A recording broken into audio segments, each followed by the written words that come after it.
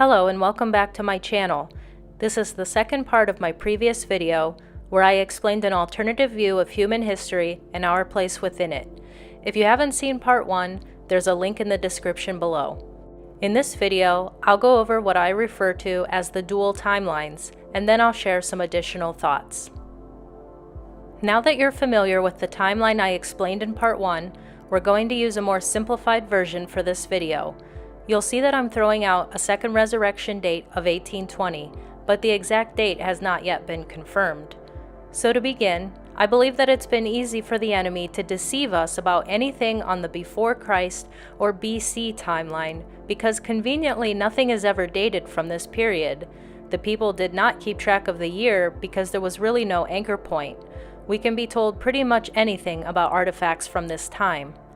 I believe that the practice of keeping track of the year truly began in year 1 of the millennial kingdom. I believe this is the true meaning of AD, or the Latin phrase Anno Domini, which means in the year of the Lord. There's usually some variation of this phrase in old books and manuscripts.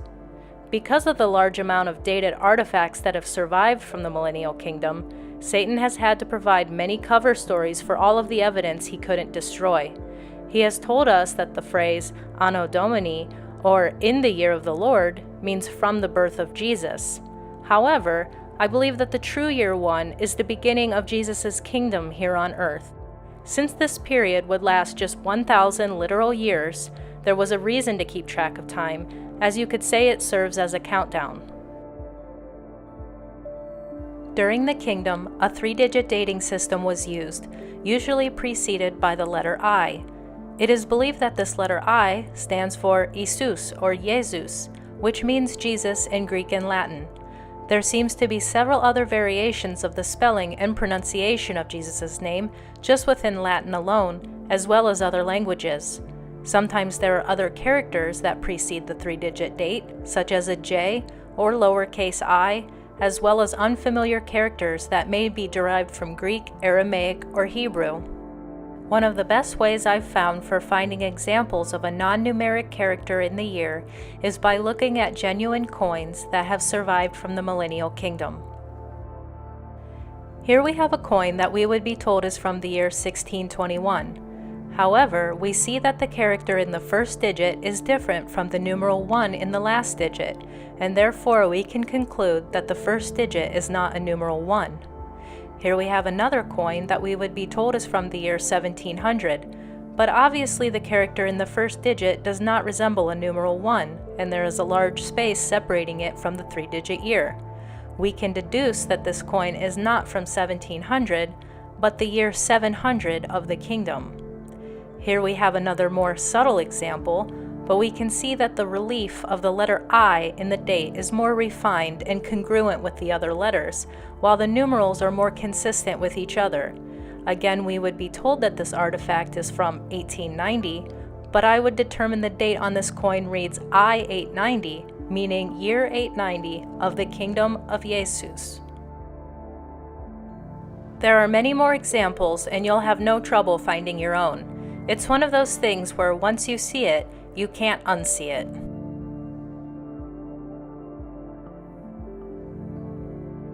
Dating coins and other artifacts can be tricky, because beginning around the so-called 1800s, we begin to see artifacts that have been created by the enemy with a genuine numeral 1 in the first digit of the date.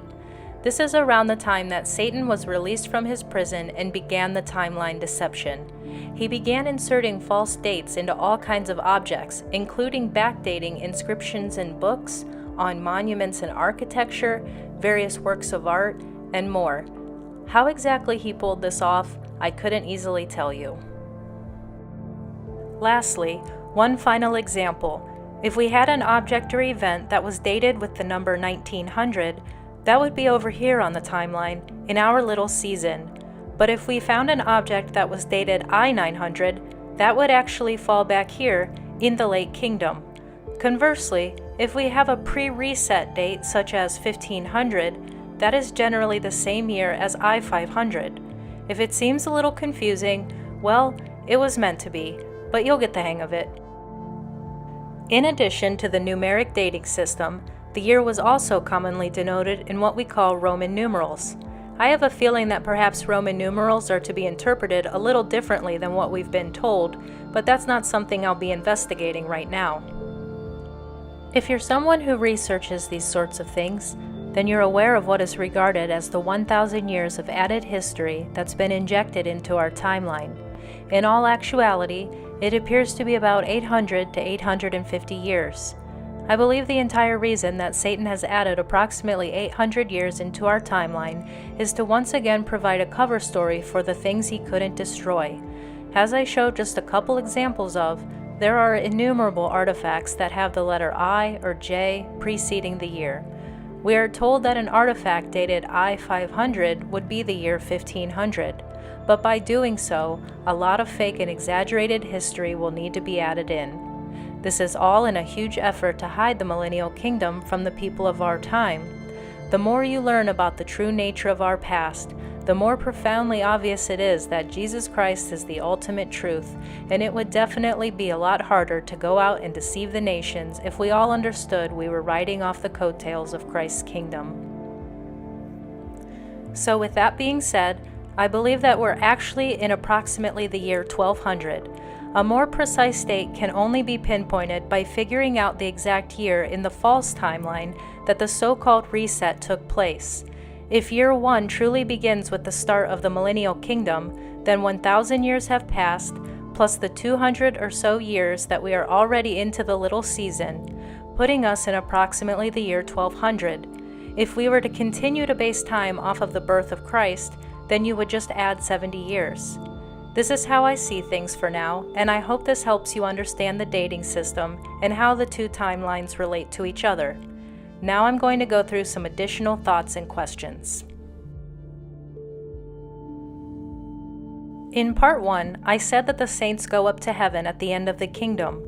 I said this to keep things simple at the time, but I actually think that this may not be the case. The Bible states that the armies will surround the camp of the saints and the beloved city, indicating that they're here on earth somewhere. Perhaps the camp of the saints is located in a region we aren't allowed to explore. In part 1, I talked about the second resurrection and how those who took part in it were simply referred to as the rest of the dead. I'm going to describe this part in just a little more detail. I believe that these people lived before Christ was ever born, therefore they did not get the chance to make the choice of whether to accept or reject Christ. Accepting Christ is the only way to be grafted back into the spirit realm. It is an indelible law of the universe. So these people who lived in the time before Christ had to be resurrected and given the chance to make this choice. This is the only logical theory that I've been able to surmise. It is my personal opinion that no one alive at this current time is part of that group. But then again, who knows? I haven't found anything in the Bible so far that indicates where the mortals at the end of the millennial kingdom go. One might assume that they keep on living into the little season, just as those who survived the tribulation kept on living as normal into the kingdom. But on the contrary, the early historical evidence often seems to point to the idea that the new people completely replaced the old people. However, it seems like there would be no continuity at all if one group was completely swapped out for another. Again, I'm honestly not clear on what exactly happened during the transition at the end of the kingdom.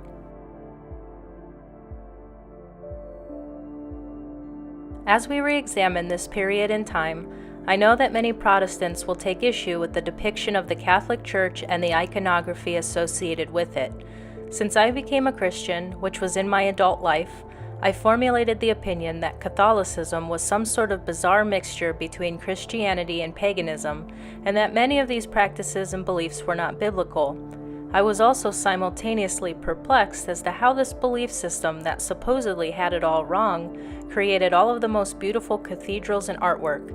I was disappointed that all of the best works of art and architecture had to be off limits to me.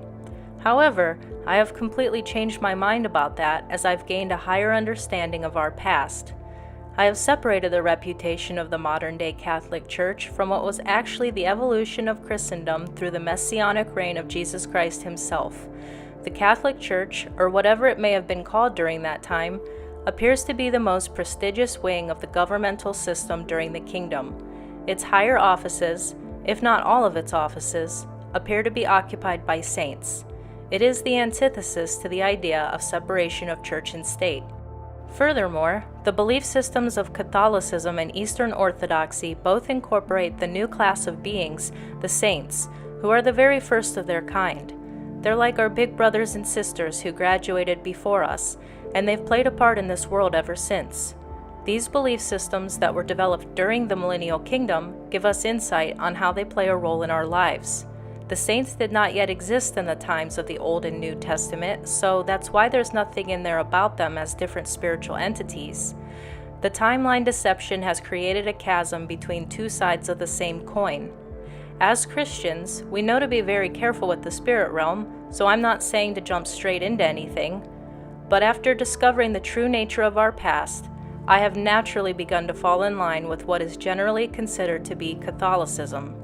Conversely, if you already subscribe to the general ideas of Catholicism, then with this new revelation, you're likely going to understand your own beliefs and where they come from on a much deeper level.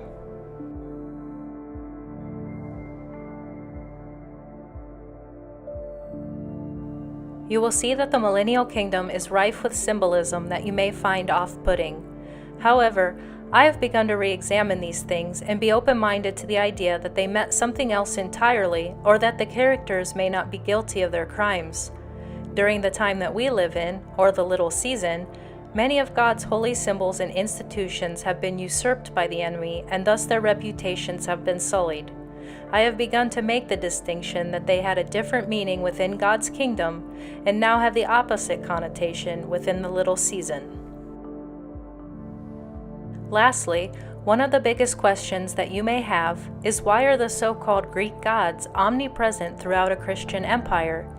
I have some theories on how they fit in, and I'm looking forward to making videos about this in the near future. I don't want to spoil the fun, but know that I'll be addressing this question soon.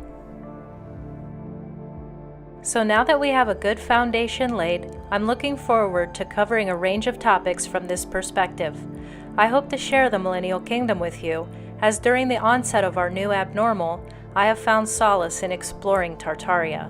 By gaining a deeper understanding of our past, I constantly learn new things about God, the spirit realm, and our true nature as human beings.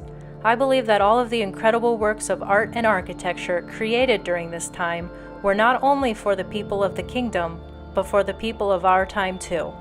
Furthermore, it gives us a glimpse into the aesthetical tastes of God Himself, and gives us a sneak peek into the splendor of what we will be building and exploring on the new earth.